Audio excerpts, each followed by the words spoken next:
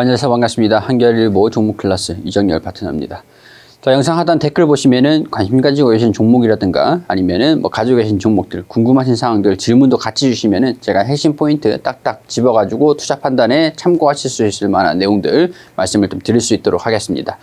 자, 우선 영상 시청하시기 전에 구독과 좋아요 부탁드리도록 하고, 강원랜드 27,000원 비중 30%, 비중이 30%시다. 27,000원이다. 자, 27,000원에 27,000원이요. 이 부분 되겠고, 비중은 30%다. 이렇게 말씀을 주셨습니다.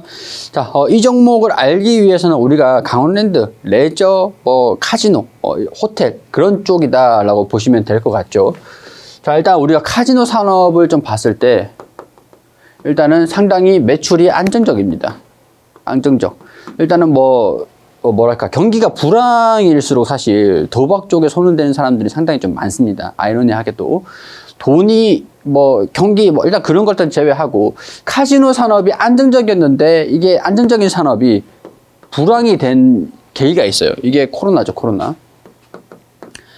코로나라는 질병이 터지고 하면서 유행이 되면서 카지노 쪽에 거리두기가 되고 입장 제한이 되고 이런 식으로 되다 보니까 카지노 쪽에서 베팅을 하고 하는 사람들이, 게임을 하는 사람들이 많이 줄어들 수밖에 없고, 특히나 관광객이 줄어들었다라는 게 치명타였어요. 그리고 같은 테이블 안에서도 테이블에서 게임을 하는 이 좌석수에 대한 이 제한이 생겨버리면서 거리두기를 하면서 여기 이용을 못하고 이런 식으로 거리두기가 생겨버렸기 때문에 매출이 한 테이블이 게임이 진행된다라고 하더라도 게임 자체가 많이 줄어들어 버리기 때문에 금액적인 부분들이 많이 좋진 않았습니다. 그렇기 때문에 우리가 이런 상황들을 좀 안다라고 하면은 영업이익이 대폭 적자가 나왔다라는 것들을 이해할 수가 있겠죠. 왜 2020년도, 2021년도에 영업이익이 적자가 나왔느냐.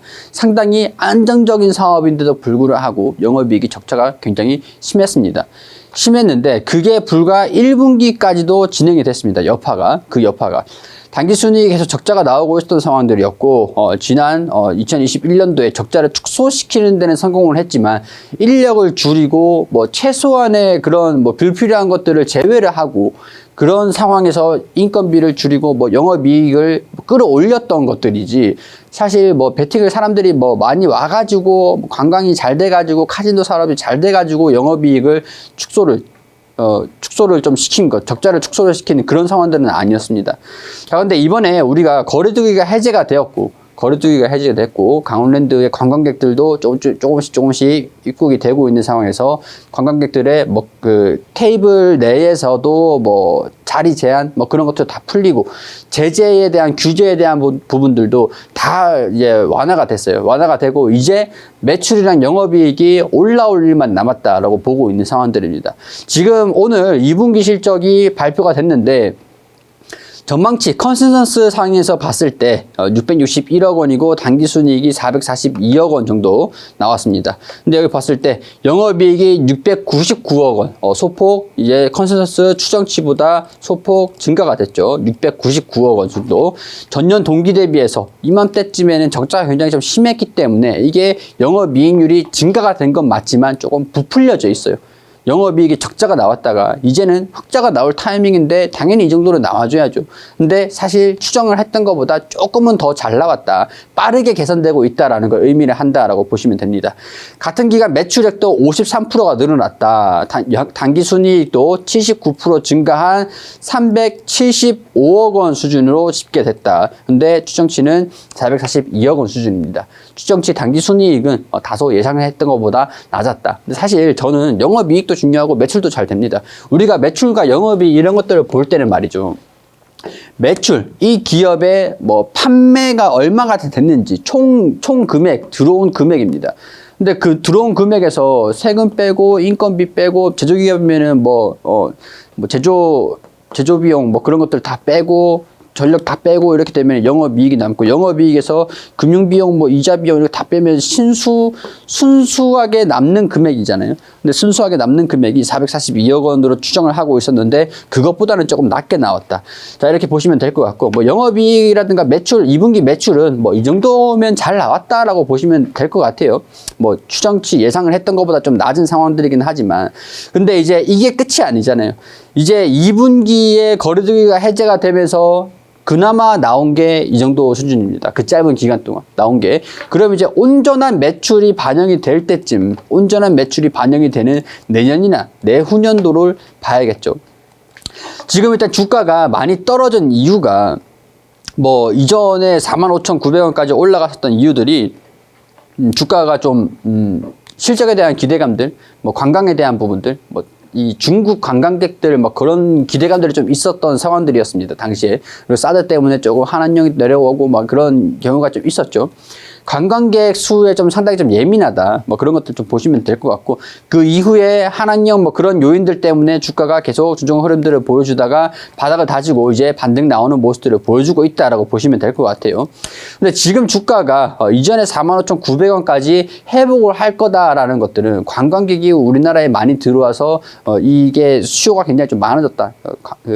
강원랜드에 가는 그런 뭐 중국인 관광객이라든가 일본인 관광객이라든가 그런 수요가, 입국자들이 굉장히 많아졌다라고 하면은 가능할 수 있을 것 같지만, 그 전까지는 저는 45,000원, 4만원, 37,500원 이까지 회복하는 거는 좀 힘들 수 있을 것으로 보고 있습니다. 그 정도는 아니기 때문에.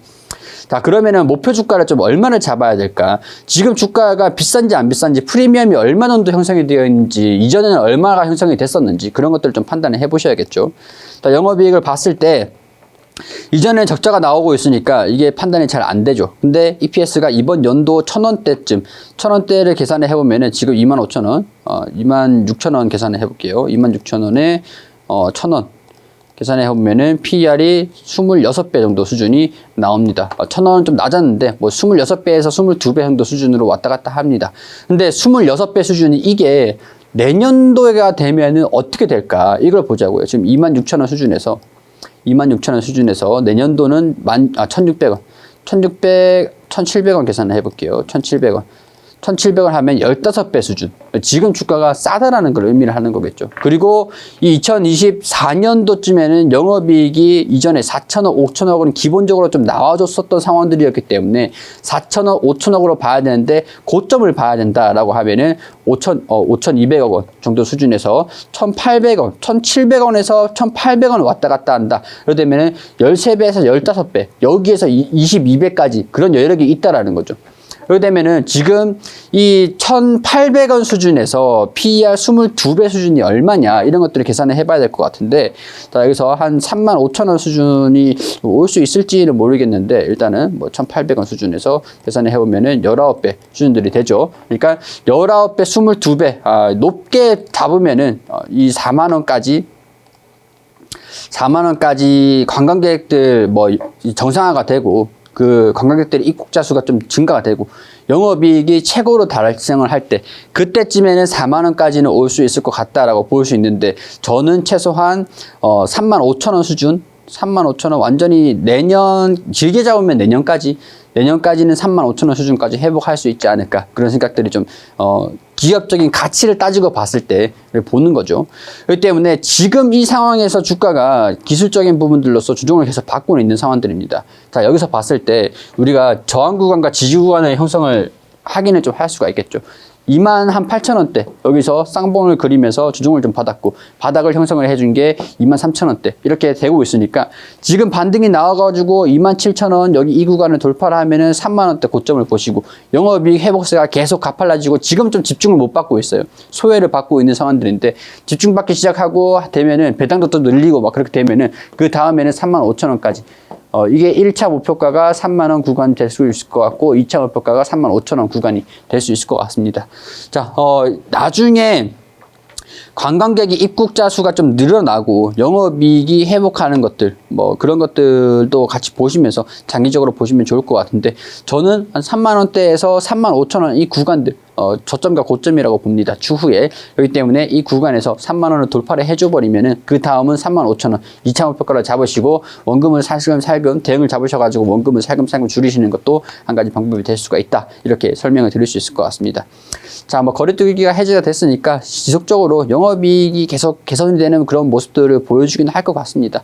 그렇기 때문에 이런 것들 강원랜드 뭐 약간 방어주의 성격도 갖고 있었던 종목들이고 이런 악재들이 해소되고 있는 그런 상황들이니까 시간이 조금 걸릴지언정 뭐 3만 원을 돌파를 해보는지 보시는 것도 한 가지 포인트가 될 수 있을 것 같으니까 투자 판단하시는데 뭐 도움이 되셨으면 좋겠습니다. 자, 구독과 좋아요 부탁드리도록 하고요. 다른 종목들도 있으시면은 계속 올려주시면 제가 분석을 도와드릴 수 있도록 할게요. 자, 여기까지 강원랜드 말씀드리고 투자 판단에 도움이 되셨으면 좋겠습니다.